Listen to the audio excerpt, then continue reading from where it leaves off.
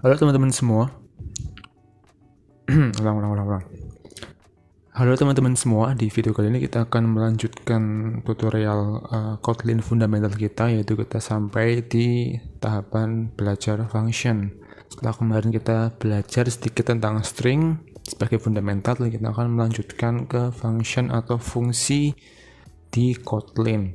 Jadi secara singkat teman-teman, function itu adalah sebuah prosedur yang memiliki keterkaitan dengan pesan dan objek.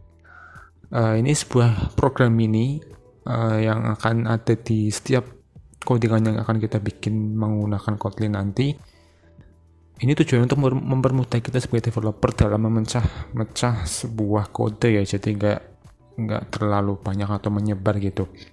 Dengan fungsi ini, tugas dari setiap baris kode akan lebih spesifik seperti itu. Nah, ini adalah struktur dasar dari function atau function di Kotlin.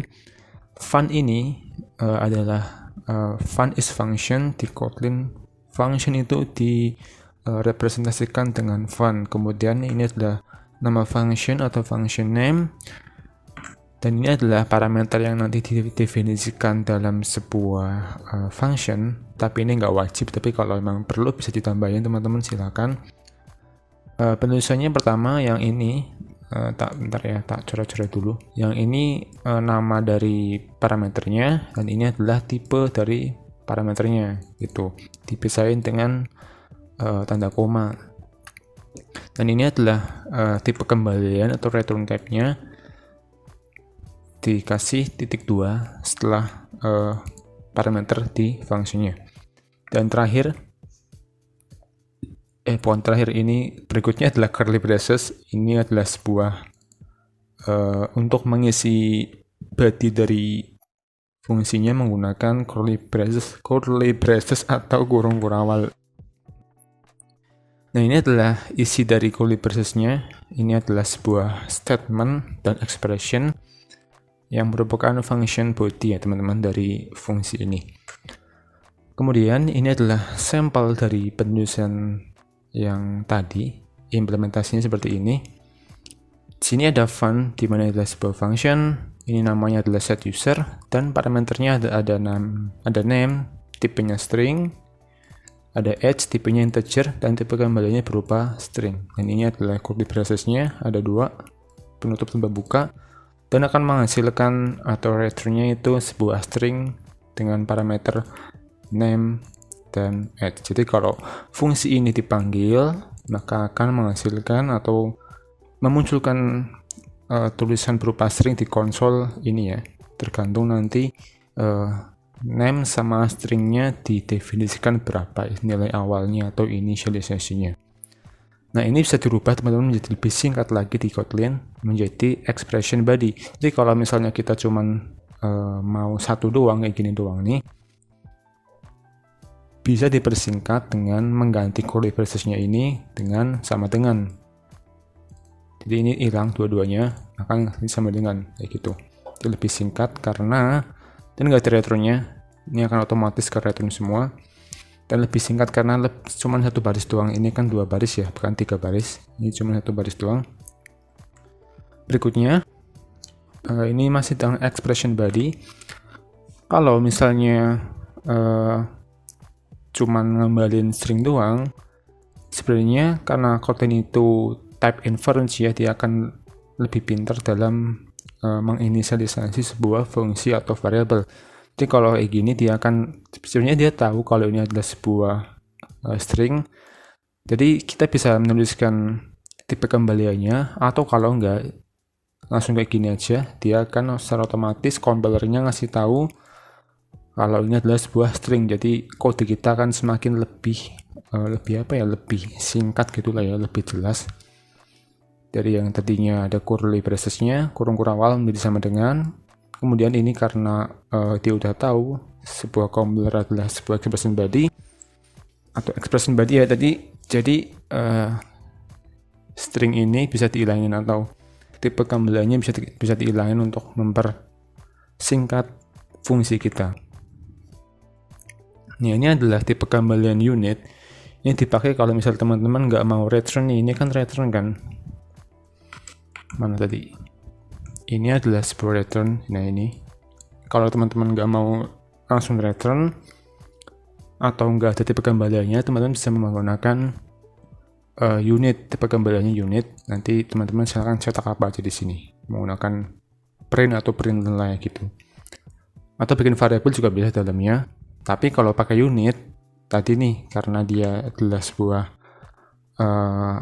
type inference Kotlin, jadi akan secara otomatis ngasih tahu kalau ini adalah sebuah unit. Jadi nggak perlu tulisin lagi di sini teman-teman, unitnya dihilangin, kosolin aja. Nanti compiler akan ngasih tahu kalau ini adalah sebuah unit gitu. Jadi kalau ditulis nanti ada semacam peringatan, warning, sebuah ini adalah redundant gitu atau double gitulah ya, nggak dipakai.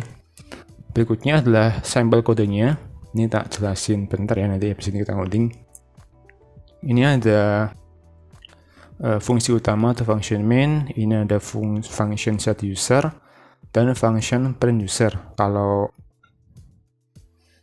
set user ini ada tipe kembaliannya, ada sebuah string ya, teman ya, masih pakai yang sama dengan. Kemudian print user adalah sebuah unit di mana ada satu parameter yaitu name.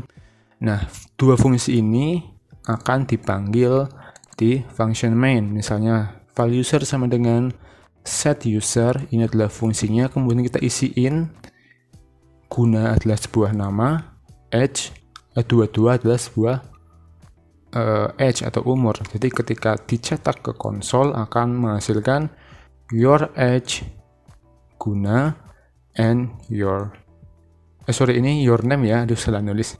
Ini harusnya your name, sorry, aku salah ngetik deh. Your name guna terus your age is 22 gitu. Kemudian kalau ini print user, ini memanggil fungsi secara langsung. Print user, dia akan menghasilkan println your name is siapa? Gunung Turnawan, berarti your name is Gunung Turnawan, kayak gitu teman-teman. Oke, langsung kita ngoding ya di IntelliJ IDE-nya. Silakan teman-teman buka project yang kemarin udah dibuat. Kita bikin kelas baru di sini. Apa nih namanya? Function. Ini kita hapus saja lah ya. Bikin function main. Dalamnya tadi ada file user ya, sama dengan set user, namanya misal Guna Dermawan. Sebenarnya ini bikin itunya dulu ya, bikin fungsinya dulu, jangan kayak gini. Ini ada merah, ini tak minimize dulu. Alt Enter create function. Nah, ini apa nih? Masuknya S itu nama variabelnya tadi ya.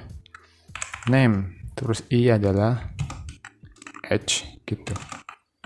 Ini bisa kita hapus saja. Terus di sini tuliskan nggak kayak gini sih, gini aja.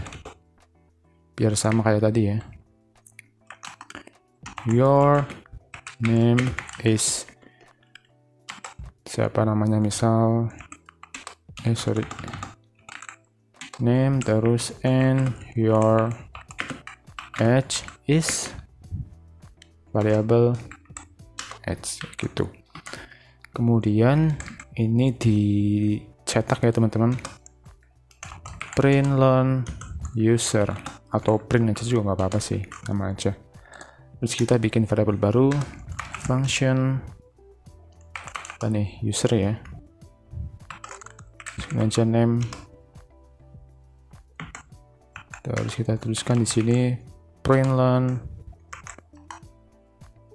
your name is name, gitu ya. Jadi panggil langsung di sini user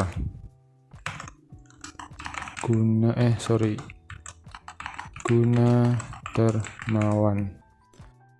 Nah, jadi ini ada sedikit perbedaannya, bentar, kayaknya ada yang beda deh, coba kita cek lagi ya. Oh, udah sama. Jadi kalau yang set user ini Ini adalah sebuah objek ya teman-teman.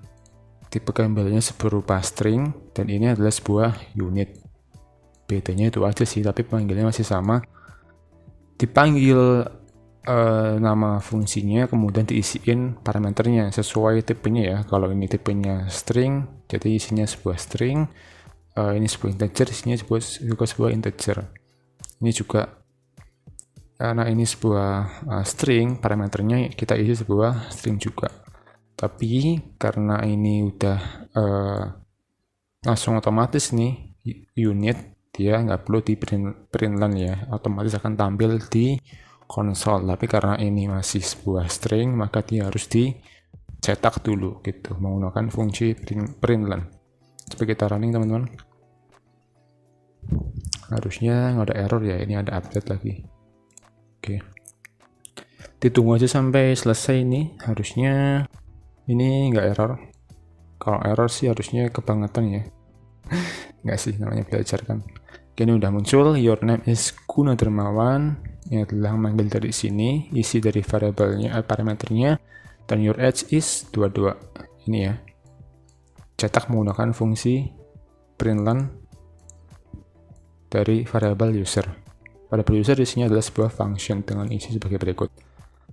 Berikutnya, your name is Gunadarmawan. Ini fungsi main ini memanggil function user dengan parameter Gunadarmawan dan akan mengembalikan nilai berupa string dengan isi your name is, name-nya ini Gunadarmawan. Gitu teman-teman. Gimana? Udah paham kan ya? Sampai di sini untuk fungsinya. Mungkin sampai sini aja untuk penjelasan tentang fungsi ini. Kalau ada yang kurang jelas, silahkan teman-teman kasih komentar atau DM aku aja kalau butuh penjelasan atau ada yang salah. Dan sampai jumpa di tutorial berikutnya, dan selamat belajar. Terima kasih.